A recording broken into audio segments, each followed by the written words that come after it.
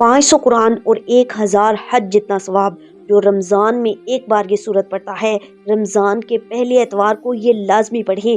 بسم اللہ الرحمن الرحیم۔ السلام علیکم محترم ناظرین۔ 500 قرآن اور 1000 حج کے برابر ثواب جو رمضان میں صرف ایک بار یہ صورت پڑھتا ہے۔ رمضان کی پہلی اتوار یہ صورت لازمی پڑھیں۔ اللہ والو، روز محشر جس دن ابو البشر حضرت آدم علیہ السلام سے لے کر قیامت تک تمام انسان جمع ہوں گے، سورج سوا نیزے پر ہوگا، گرمی کی انتہا ہوگی، ہر کوئی پیاس کی وجہ سے بے چین و بے قرار ہوگا، عرش کے سائے کے علاوہ کوئی سایہ نہ ہوگا، تو اس وقت یہ سورت اپنے قاری یعنی پڑھنے والے کو عرش کے سائے کے نیچے لے جائے گی، جہاں وہ اس سورہ مبارکہ کی وجہ سے گرمی اور پیاس سے بے نیاز ہو جائے گا۔ تو اس سورت کی فضیلت کے بارے میں نبی پاک صلی اللہ علیہ وسلم نے ارشاد فرمایا کہ جو شخص صبح کے وقت اس کی تلاوت کرے گا تو اس کے لیے آسانی اور فراغی کر دی جائے گی، یعنی اس کی حاجات پوری کر دی جائیں گی، اس کے رزق میں کشادگی کر دی جائے گی۔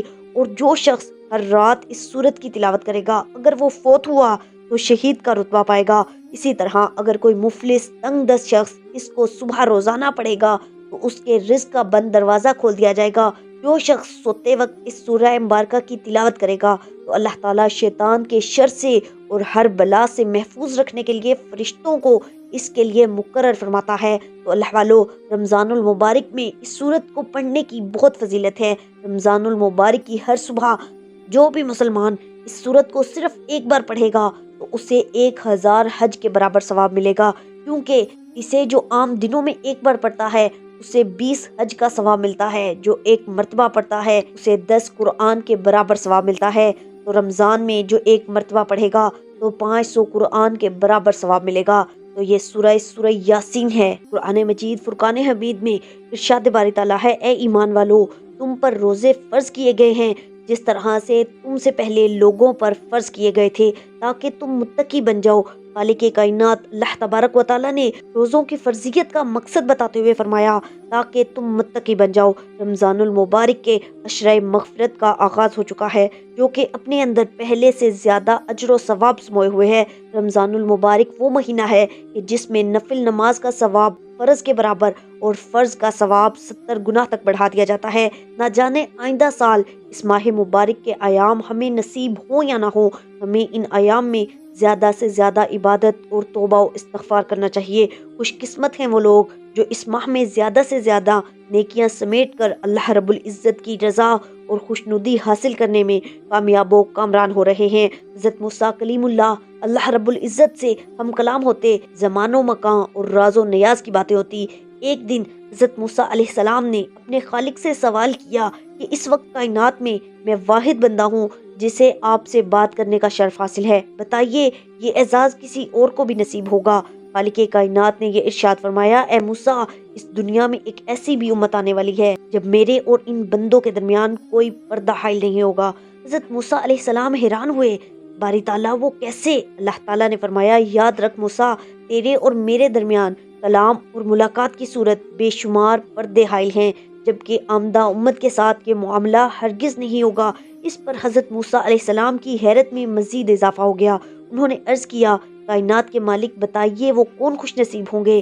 اللہ تعالیٰ نے ارشاد فرمایا، وہ امت محمدی ہوگی، ان میں سے وہ لوگ جو ماہ رمضان کے ایام پا کر صرف میری رضا و خوشنودی کے لیے روزے رکھیں گے اور پھر وقت افطار نڈھال جسم، خشک زبان اور منہ کی مہک کے ساتھ جو دعا مانگیں گے میں قبول کروں گا، کیونکہ اس لمحے ان کے اور میرے درمیان کوئی پردہ، کوئی فاصلہ نہ ہوگا۔ روزے دار کے متعلق اللہ تعالیٰ کا ارشاد ہے کہ روزہ خاص میرے لیے ہے اور میں ہی جس طرح چاہوں گا اس کا اجر و ثواب دوں گا۔ میرا بندہ میری رضا کے واسطے اپنی خواہش نفس اور اپنا کھانا پینا چھوڑ دیتا ہے، بس میں خود ہی اپنی مرضی کے مطابق اس کی اس قربانی اور نفس خوشی کا صلہ عطا کروں گا۔ روزہ دار کے لیے 2 مسرتیں ہیں، ایک افطار کے وقت اور دوسری اپنے مالک الملک کی بارگاہ میں حاضری اور شرف ملاقات کے وقت۔ اور روزہ دار کے منہ کی بو اللہ تعالیٰ کے نزدیک مشک کی خوشبو سے بھی بہتر ہے، یعنی انسانوں کے لیے مشک کی خوشبو جتنی اچھی اور جتنی پیاری ہے، اللہ تعالیٰ کے ہاں روزہ دار کے منہ کی بو اس سے بھی اچھی ہے۔ اور روزہ دنیا میں شیطان و نفس کے حملوں سے بچاؤ کے لیے اور آخرت میں آتش دوزخ سے حفاظت کے لیے ڈھال ہے۔ رمضان المبارک خیر و برکت، ہمدردی اور قوت کا مہینہ ہے۔ اس ماہ کی مبارک راتوں میں اللہ تعالیٰ کی جانب سے 3 مرتبہ اعلان کیا جاتا ہے کہ کوئی ہے توبہ کرنے والا، میں جس کی توبہ قبول کروں، کوئی ہے مانگنے والا مجھ سے تو میں اس کو عطا کروں، کوئی ہے معافی مانگنے والا کہ میں اس کو معاف کر دوں۔ اگر کوئی مسلمان عشرۂ مغفرت میں اپنے پچھلے تمام کبیرہ گناہوں سے سچے دل سے توبہ کر لے تو اس کے صغیرہ گناہ روزے کی برکت سے معاف کر دیے جاتے ہیں، اور وہ شخص گناہوں سے ایسا پاک ہو جاتا ہے جیسے اس کی ماں نے اسے ابھی جنم دیا ہو۔ بلا شبہ جس کسی کو اللہ تعالیٰ کی مغفرت مل گئی اسے سب کچھ مل گیا۔ اللہ تعالیٰ تو اپنے بندوں کو معاف کرنے کے بہانے ڈھونڈتے ہیں۔ جب کسی بندے سے کوئی گناہ سرزد ہو جائے تو اللہ تعالیٰ کی جانب سے اسے مہلت دی جاتی ہے کہ شاید اب بھی یہ معافی مانگ لے، شاید یہ اب بھی میری طرف رجوع کر لے۔ حدیث مبارکہ میں ہے کہ جب کوئی بندہ گناہ کرتا ہے تو آسمان اللہ تعالیٰ سے عرض کرتا ہے، اے اللہ تو مجھے اجازت دے کہ میں اس پر ٹوٹ پڑوں۔ زمین کہتی ہے، اے اللہ تو مجھے اجازت دے کہ میں اسے اپنے اندر دھنسا لوں۔ اس موقع پر مالک الملک کا ارشاد ہوتا ہے، اگر یہ تمہاری مخلوق ہے اور تم اس کے خالق ہو تو تمہیں اجازت ہے، اور اگر یہ میرے بندے ہیں اور میں ان کا خالق ہوں تو میرے بندے کا معاملہ مجھ پر چھوڑ دو۔ میں اس بات کا انتظار کروں گا کہ یہ مجھ سے رجوع کر لے اور اپنے گناہوں کی معافی مانگ لے۔ حضرت عبداللہ بن عمر رضی اللہ تعالیٰ عنہ روایت کرتے ہیں کہ نبی کریم صلی اللہ علیہ وسلم نے ارشاد فرمایا، روزہ اور قرآن دونوں بندے کے لیے شفاعت کریں گے، سفارش کریں گے۔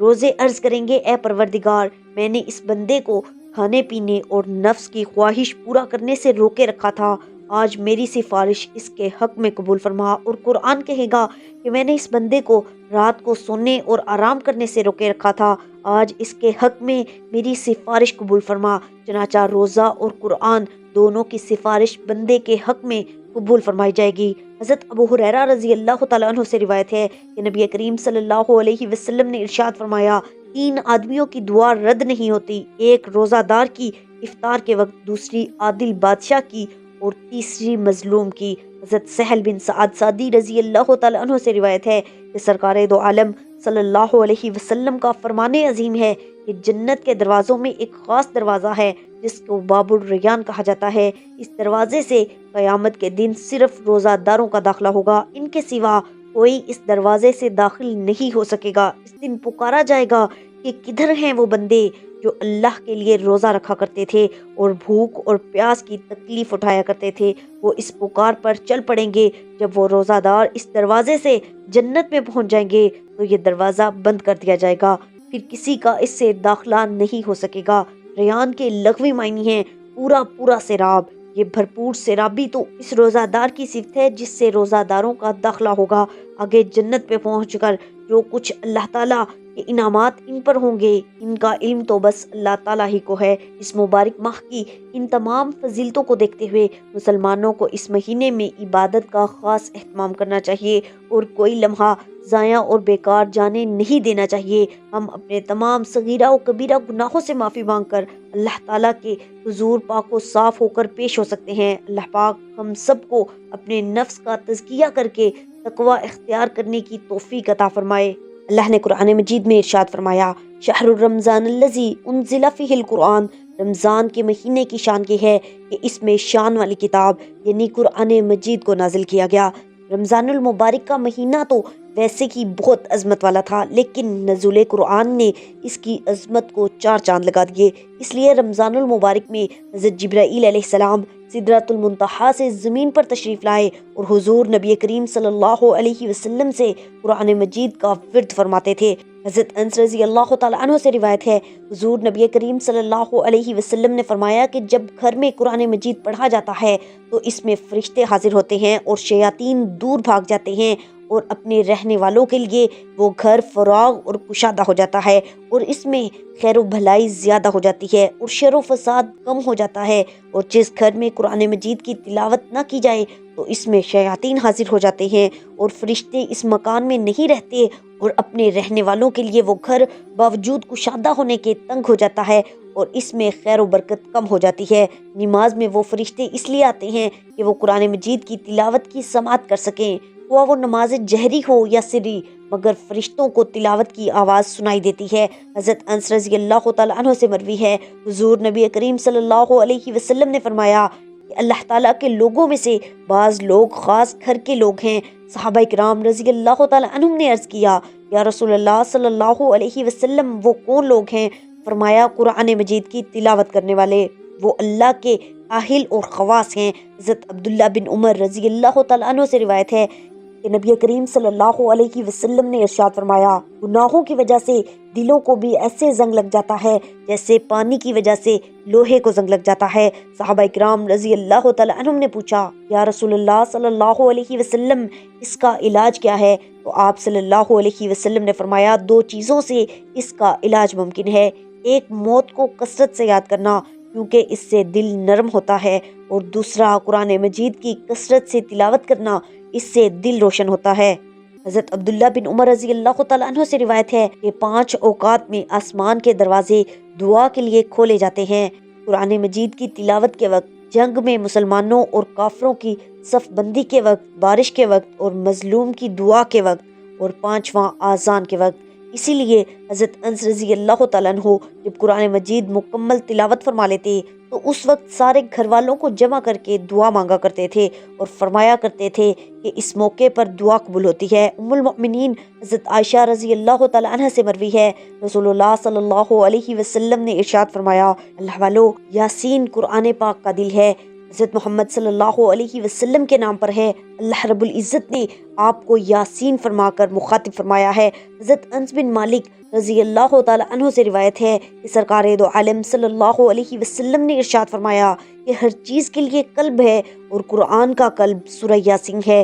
جس نے سورہ یاسین پڑھی تو اللہ تعالیٰ اس کے لیے 10 بار قرآن پاک پڑھنے کا ثواب لکھتا ہے۔ اسی طرح جس قبرستان میں یہ سورہ مبارکہ پڑھی جائے تو وہاں 40 دنوں تک مردوں کو عذاب نہیں ہوتا، اور مردوں کی تعداد کے برابر میں اسے پڑھنے والے کو ثواب پہنچتا ہے۔ رمضان میں سورہ یاسین قبرستان میں لازمی پڑھیں، رمضان کی ہر صبح اس سورت کو پڑھیں۔ تو آج رمضان کی پہلی اتوار ہے، چونکہ بہت ہی بابرکت، بہت ہی مبارک دن ہے، آپ اس سورت کو لازمی پڑھیں، اپنی حاجات کو، اپنی دعاؤں کو پورا کروائیں، اپنے گھر کو رزق سے، دولت سے بھر دیں۔ ماہ رمضان کے پہلے اتوار کا خاص وظیفہ آپ کی خدمت میں لے کر حاضر ہوئی ہوں۔ جو شخص اتوار کے دن صرف یہ ایک تسبیح اور سورہ یاسین پڑھ لیتا ہے، اس کے پورے سال کے دن پھر جاتے ہیں۔ یہ تسبیح سارے نصیب کھول دیتی ہے۔ اللہ والو، ماہ رمضان کا پہلا اتوار ہے، یہ دن سال میں ایک بار آتا ہے، یہ تسبیح سارے نصیب کھول دیتی ہے۔ لوگ پورا سال اس ماہ مبارک کا شدت سے انتظار کرتے ہیں، ایک ایک دن گن کر گزارتے ہیں۔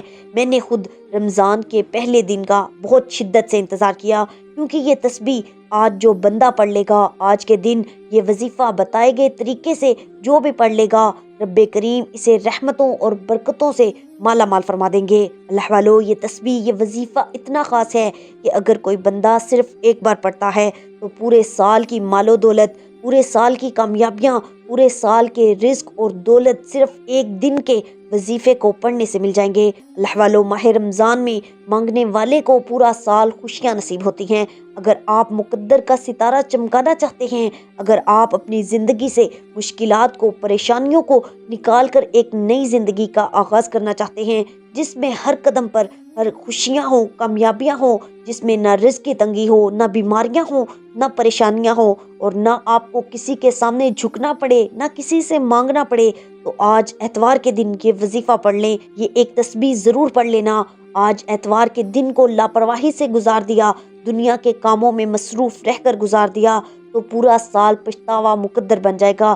اگر چند منٹ نکال کر اتوار کے دن یہ تسبیح پڑھ لی تو رب کریم پورے سال کے نصیب کو چمکا دے گا، پورے سال کی خوشیاں آپ کی جھولی میں ڈال دے گا۔ اللہ والو، یہ آج کا مجرب اور مستند عمل ہے، یہ آج کے دن کا ایک ایسا نایاب عمل ہے کہ اللہ والو، کوئی بھی سینے کا راز نہیں بتاتا۔ میرا مقصد دکھی انسانیت کی خدمت کرنا ہے۔ میں آج وہ وظیفہ لے کر آئی ہوں جس کی وجہ سے آپ کی تمام حاجات پوری ہو جائیں گی، جس سے لاکھوں لوگوں کی حاجات اور پریشانیاں دور ہو چکی ہیں، جس سے لاکھوں لوگوں نے فائدہ اٹھایا ہے۔ اللہ والو، آج کا دن بڑا خوبصورت اور بابرکت دن ہے۔ آج مانگ لو کیا مانگتے ہو، من پسند نوکری جو مانگے گا اسے من پسند نوکری ملے گی، من پسند شادی میرا رب غیب سے انتظام فرمائے گا، غیب سے رزق دے گا، ہر پریشانی دور ہو جائے گی۔ یہ وظیفہ کسی صورت مت چھوڑنا۔ جب کوئی بندہ یہ وظیفہ پڑھتا ہے تو تو عرش پر بیٹھا رب سلامتی، رحمتیں اور برکتیں عطا فرماتا ہے۔ جس کو یقین نہیں آتا وہ خود مانگ کر دیکھ لے۔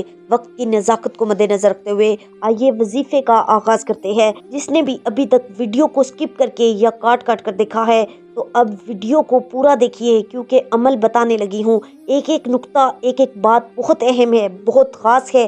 اگر آپ سکپ کر کے دیکھیں گے، کوئی بات، کوئی خاص حصہ مس ہو گیا تو پھر عمل کا فائدہ نہیں ہوگا۔ جس نے بھی یہ وظیفہ کر لیا اسے پورا سال کسی دوسرے وظیفے کی ضرورت نہیں پڑے گی۔ اللہ والو، آپ لوگوں نے ایک بار درود پاک پڑھ لینا ہے، چاہے کوئی سا بھی درود پاک ہو۔ صلی اللہ علیہ وسلم پڑھ لیں، صلی اللہ علی محمد پڑھ لیں، یا نماز والا درود پاک درود ابراہیمی پڑھ لیں۔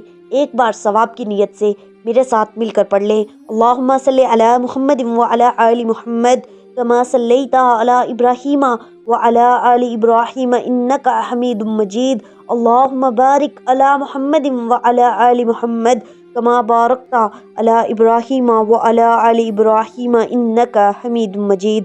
اللہ والو، درود پاک پڑھنے کے بعد آپ لوگوں نے اپنی آنکھوں کو بند کر لینا ہے۔ آنکھوں کو بند کرنے کے بعد آپ لوگوں نے یہ تصور کرنا ہے کہ دنیا سے تعلق ختم، آپ کا اس دنیا سے تعلق ختم ہو چکا۔ آپ لوگ روضہ رسول صلی اللہ علیہ وسلم کے سامنے بیٹھے ہیں یا خانہ کعبہ کے سامنے بیٹھے ہیں، اور آپ لوگ وہاں اپنے آپ کو بیٹھا ہوا محسوس کریں، اور پھر اپنے ذہن میں آپ نے اپنی تمام حاجات کو رکھنا ہے۔ جتنے پریشان حال ہیں، جو پریشانیاں ہیں، ان سب کو ذہن میں رکھنا ہے۔ آنکھیں نہیں کھولنی، ساری حاجات کو ذہن میں لانے کے بعد آپ لوگوں نے استغفر اللہ پڑھنا ہے۔ اللہ والو، اپنے گناہوں کی، صغیرہ و کبیرہ گناہوں کی، جو ظاہر میں ہوئے، جو چھپ کر کیے، ان سب گناہوں کی توبہ کرنی ہے، اپنے رب سے معافی مانگنی ہے۔ آپ کے جو گناہ ہیں ان کو ذہن میں رکھتے ہوئے آپ رونا شروع کر دیں۔ آپ لوگ خود رونے لگ جائیں گے۔ جب آپ کے ذہن میں آپ کے گناہ آئیں گے تو آپ کو خود بخود رونا آ جائے گا۔ آپ روتے ہوئے اپنے رب سے اپنے گناہوں کی معافی مانگے۔ آپ لوگوں نے یہ تصور کرنا ہے، آپ کوئی سا بھی استغفار پڑھ سکتے ہیں۔ استغفر اللہ پڑھ لیں یا استغفر اللہ ربی من کل ذنب و اتوب پڑھ لیں تو یہ سب سے بہتر ہے۔ استغفر اللہ ربی من کل ذنب و اتوب الیہ پڑھتے جائیں، اور اس کو آپ نے تب تک پڑھنا ہے جب تک آپ کے دل کو سکون نہ مل جائے کہ میرے گناہوں کی بخشش ہو گئی۔ جب آپ کے دل کو سکون مل جائے کہ آپ کی بخشش ہو گئی ہے تو آپ نے ورد چھوڑ دینا ہے، پھر آپ نے ورد نہیں کرنا۔ جب آپ کے دل کو یہ سکون مل جائے کہ میرا رب کریم مجھ سے راضی ہو گیا ہے، رب کی رحمتیں میری طرف متوجہ ہو گئی ہیں، تب تک پڑھنا ہے۔ استغفر اللہ ربی من کل ذنب و اتوب الیہ کی تسبیح پڑھتے رہیں، روتے رہیں، اپنے گناہوں کی سچی توبہ جب آپ لوگ کر لیں تو اس کے بعد آپ لوگوں نے جو وظیفہ پڑھنا ہے پہلے نمبر پر وہ آپ لوگوں نے پڑھنا ہے سورۃ الکوثر کا۔ قرآن پاک کی سب سے چھوٹی مگر سب سے پرتاثیر صورت ہے۔ یہ وہ صورت ہے جو آپ کی پریشانیوں میں آپ کو مدد دے گی، آپ کی حوصلہ افزائی کرے گی، آپ کو کثرتیں دلوائے گی، آپ کے رزق میں برکتیں، وسعتیں پیدا فرمائے گی۔ یہ صورت نبی پاک صلی اللہ علیہ وسلم کی دل جوئی کے لیے اللہ پاک نے آپ کو خوش کرنے کے لیے نازل کی۔ آپ نے سورہ کوثر کو 41 مرتبہ پڑھنا ہے۔ ہاتھ کی انگلیوں پر گن کر پڑھ لیں یا تسبیح کے دانوں پر پڑھ لیں۔ آپ نے اپنے مقصد کو ذہن میں رکھتے ہوئے، اپنی حاجات کو ذہن میں رکھتے ہوئے اس کو 41 مرتبہ پڑھنا ہے۔ انشاءاللہ پھر آپ خود دیکھیں گے کہ اسباب کیسے بن رہے ہیں۔ آپ لوگ خود دیکھیں گے، اس چیز کو دیکھیں گے کہ میرا رب کتنا مسبب الاسباب ہے، وہ کس طریقے سے ہمیں چیزیں عطا کرتا ہے، وہ کس طرح سے ہمیں نوازتا ہے۔ آپ لوگ خود اپنی آنکھوں سے دیکھیں گے معجزات ہوتے ہوئے۔ اس کے بعد جو آپ نے وظیفہ پڑھنا ہے وہ ہے لا الہ الا اللہ محمد رسول اللہ۔ یہ مومن کی پہچان ہے، یہ مسلمان کی پہچان ہے۔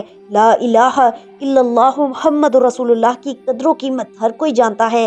اگر کوئی نہیں جانتا تو صرف اتنا کہوں گی کہ ترازو کے 2 پلڑے ہوتے ہیں۔ ترازو کے ایک پلڑے میں اگر لا الہ الا اللہ محمد رسول اللہ کو رکھ دیا جائے اور ترازو کے دوسرے پلڑے میں بے شمار تسبیحات، اعمال اور بڑے بڑے وظائف کو رکھ دیا جائے، بڑی بڑی تعلیمات کو رکھ دیا جائے، تو بھی ایک تسبیح کا وزن سب سے زیادہ بھاری ہوگا اور سب سے زیادہ وزنی ہوگا، اور فضیلت میں بھی سب سے زیادہ بھاری ہوگی اور قبولیت میں بھی۔ اگر کوئی لا الہ الا اللہ محمد رسول اللہ پڑھ کر اللہ پاک سے خزانوں کا بھی سوال کرے تو آپ کی انشاءاللہ وہ حاجات بھی پوری ہو جائیں گی۔ تو آج اتوار کے دن آپ لوگوں نے ایک تسبیح لا الہ الا اللہ محمد رسول اللہ کی بھی پڑھ لینی ہے۔ اللہ والو توجہ فرمائیے گا، لا الہ الا اللہ محمد رسول اللہ کی ایک تسبیح پڑھ لینی ہے۔ اس کے بعد ایک آخری وظیفہ ہے جس کے بغیر یہ وظیفہ نامکمل ہے۔ یہ ایک ایسا وظیفہ ہے اللہ والو، یہ جو رب کا ذاتی نام ہے یا اللہ، اور جو نبی پاک صلی اللہ علیہ وسلم کا ذاتی نام ہے یا محمد۔ اس کی تاثیر کو اگر سمجھا جائے تو کل کائنات ان دو ناموں کے اندر ہے۔ کل کائنات سے مراد صرف یہ کائنات نہیں، جنت بھی اس میں ہے اور جہنم بھی اس میں ہے۔ جہنم سے مراد یہ نہیں کہ آپ جہنم میں جائیں گے، جہنم سے آزادی ان دونوں ناموں کے اندر ہے۔ اللہ والو، ان دونوں ناموں کو اگر آپ رمضان کے مہینے میں زیادہ سے زیادہ پڑھو گے تو یقین کرو بہت فائدہ ہوگا۔ آپ نے یا اللہ یا محمد کا وظیفہ کرنا ہے۔ آپ اس کو دن میں پڑھو، تہجد میں پڑھو، آپ کو اس کے معجزات کا پتہ لگ جائے گا۔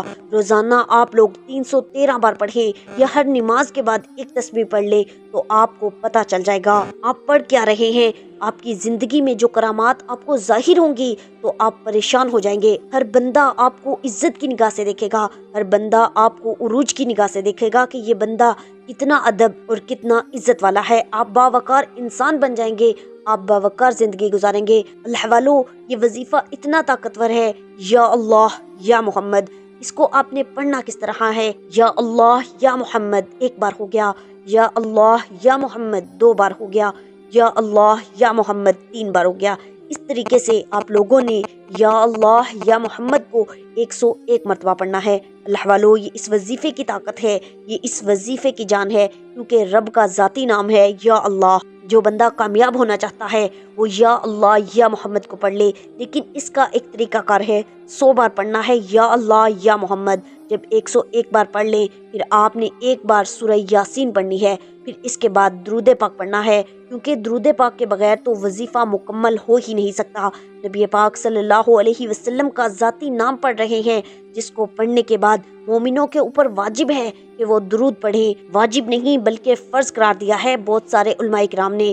تو بے شک ہم امتی ہیں نبی پاک صلی اللہ علیہ وسلم کے۔ اللہ والو، جتنا بتایا جائے اتنی ہی تعداد میں پڑھیے گا، نہ اپنی طرف سے کچھ زیادہ نہ اپنی طرف سے کچھ کم۔ 100 مرتبہ یا اللہ یا محمد، آرام سے، ادب سے، احترام کے ساتھ، دل میں روتے ہوئے، تڑپتے ہوئے، گناہوں کی سچی توبہ کرتے ہوئے، اپنے مقصد کی نیت کرتے ہوئے، اپنے معاملات پر ندامت کرتے ہوئے پڑھیے گا، اور پھر اپنے رب سے دعا مانگیے گا۔ رب کعبہ آپ کو خالی اور نامراد نہیں لوٹائے گا، آپ کی ہر حاجت پوری ہوگی، ہر مراد پوری ہوگی۔ اللہ والو، امید کرتی ہوں آپ کو آج کا یہ وظیفہ سمجھ آ گئی ہوگی، اور میں ہاتھ جوڑ کر آپ سے گزارش کرتی ہوں، یہ ماہ رمضان کا برکت مہینہ ہے، اسے غفلت میں، کوتاہی میں نہ گزاریے گا۔ جتنی ہو سکے اپنے رب کی عبادت کیجیے، جتنا وقت آپ رب کی عبادت میں گزار سکتے ہیں گزاریں۔ وظیفہ کرنے کے بعد آپ نے دعا کے اندر کنجوسی نہیں کرنی، دعا صحیح مانگنی ہے۔ آخر میں آپ لوگ چھوٹی سی دعا مانگتے ہیں اور پھر بات ختم۔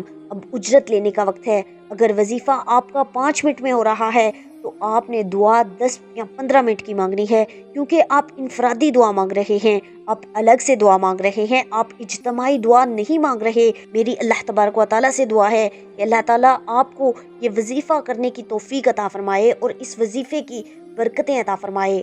اور میری جو بہنیں، جو مائیں، جو بیٹیاں اور جو بھائی دعا کے لیے کہتے ہیں، یا اللہ ان سب کی تمام مشکلات کو آسان کر، ان کی پریشانیوں کو دور کر، انہیں غیب سے رزق عطا فرما، ان کی ہر حاجت کو پورا فرما۔ آمین یا رب العالمین۔ ملتے ہیں اگلی ویڈیو میں، تب تک کے لیے اللہ نگہبان۔